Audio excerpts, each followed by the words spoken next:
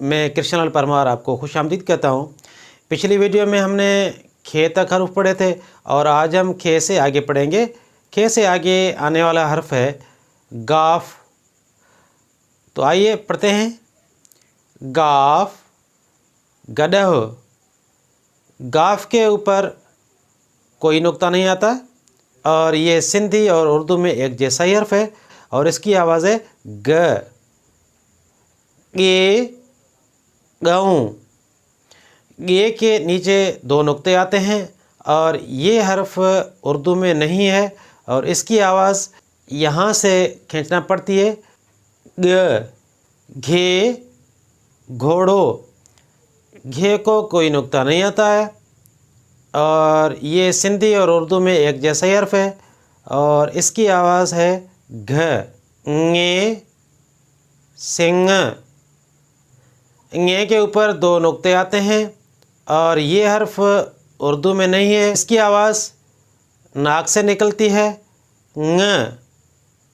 ng۔ لام، لکڑ۔ لام کو کوئی نقطہ نہیں آتا ہے اور یہ سندھی اور اردو میں ایک جیسا ہی حرف ہے اور اس کی آواز ہے ل۔ زبان کو تالوں سے لگانے سے یہ آواز بنتی ہے ل۔ میم، مس۔ میم کو کوئی نقطہ نہیں آتا ہے اور یہ سندھی اور اردو میں ایک جیسا ہی حرف ہے، اس کی آواز دونوں ہونٹ ملانے اور ناک سے نکالنے سے یہ آواز بنتی ہے م۔ نون، نتھ۔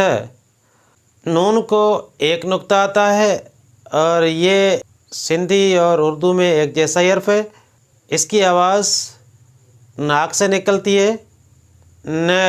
ڑوڑ، واڻ۔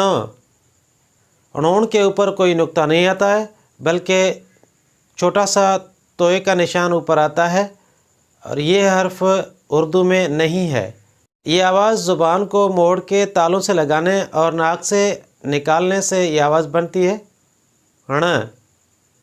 واو، واڈھو۔ واو کے اوپر کوئی نقطہ نہیں آتا ہے اور یہ سندھی اور اردو میں ایک جیسا ہی حرف ہے، واو کی آواز و۔ ہے، ہرنی۔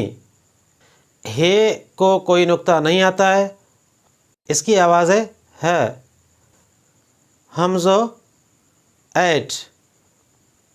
حمزوں کو کوئی نقطہ نہیں آتا ہے اور یہ سندھی اور اردو میں ایک جیسا ہی حرف ہے، حمزو کی آواز ہے ا۔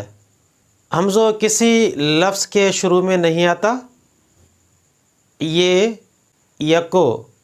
یہ سندھی اور اردو میں ایک جیسا ہی حرف ہے، یہ کو سندھی میں دو نقطے نیچے آتے ہیں جبکہ اردو میں جب یہ آخر میں آئے تو اس کو نقطے نہیں آتے۔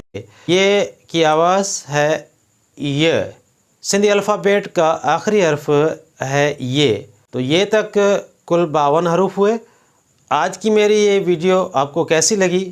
اگر اچھی لگی ہو تو لائک، شیئر اور کمنٹ ضرور کیجیے گا، سبسکرائب کیجیے گا۔ شکریہ۔